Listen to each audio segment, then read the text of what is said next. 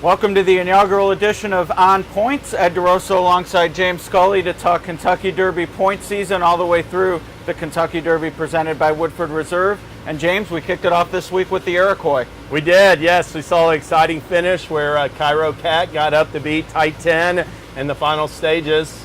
And first of 35 races. Yeah, an exciting finish, an exciting start to the series. But if I'm being honest, not the two most exciting prospects on the road so far. No, they're not. A little bit of a concern about the competition. I will say Cairo Cat did run a lot faster than he did his maiden win, so he still has potential to go on, but he'll need to keep improving, you have to think, because Tight 10 really, thought, switching leads late in the stretch and coughing up that clear lead, looked like he might be more of like a one-turn type in my estimation. Yeah, this is definitely the time of the year where I don't want to say necessarily big performances, but definitely winning performances. Cairo Cat would be the only one out of this race I'd have any interest in going forward. I think we saw the bottom of Tight 10, at least maybe at a mile and a 16th and beyond in this race, and then really no threat whatsoever from anyone behind the top two. Yeah, no threat whatsoever. They were all just like in a big group. You could have thrown a blanket over the rest of the field in upper stretch. And I will say about Cairo Cat,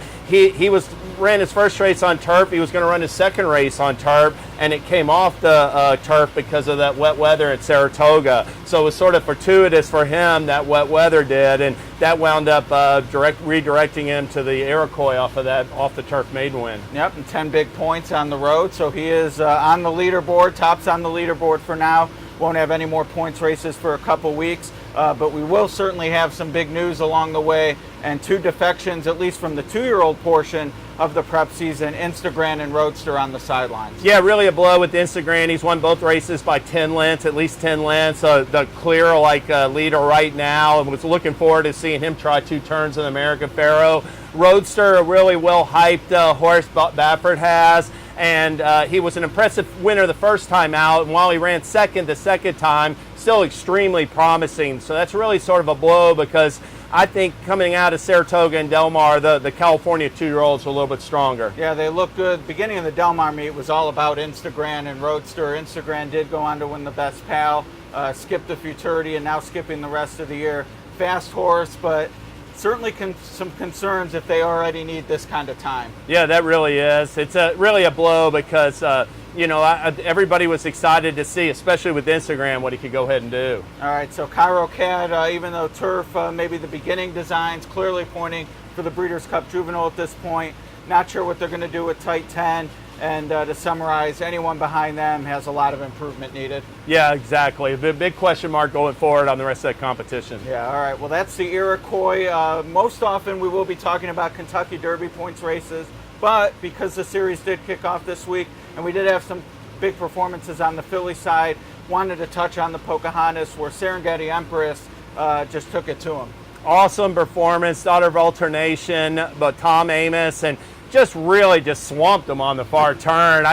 The way she accelerates on turns and all 3 of her wins, she's like taken a short lead and turned it into like a tidal wave victory, and just crushed them, 18.5 lengths. It was awesome to watch. Yeah, she actually earned the fastest maiden figure at Indiana Grand this summer, and they had some decent performances. Rare Form for the Churchill Downs Racing Club was up there.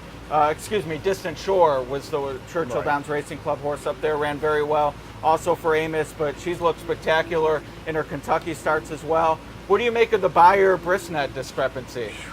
Well, I mean, I just think it was hard to come up with the speed radius, because she had everything her own way. I don't know per se if she would have run a lot faster, but it definitely was just coasting the whole length of the stretch. But the race was slow, Ed. It was slower than the Iroquois, and it was 2 seconds slower than the Locust Grove an hour earlier. So, I mean, she still looks really good going forward off that performance, but it's going to have to pick it up time-wise and speed rating-wise. Yeah, you always like a horse, can, as I said at the top of the segment, take it to him.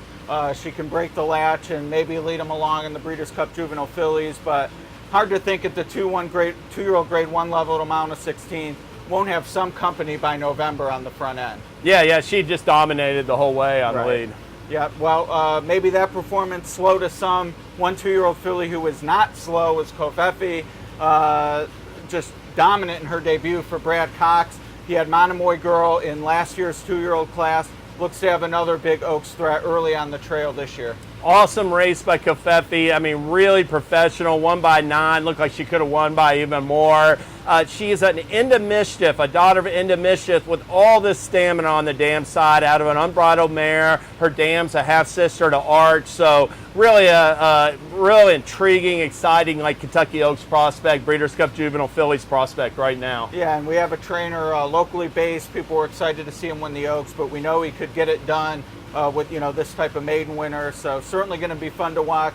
And of course, the name gives some mainstream appeal. Whichever side of the political aisle you're on, we know that Travis and other announcers are going to have fun with it, and it's part of the fun of racing. It really is, yeah, no doubt about it. That's a great little byline to it. No question. Well, you were lucky enough to see it live. I caught it on simulcast.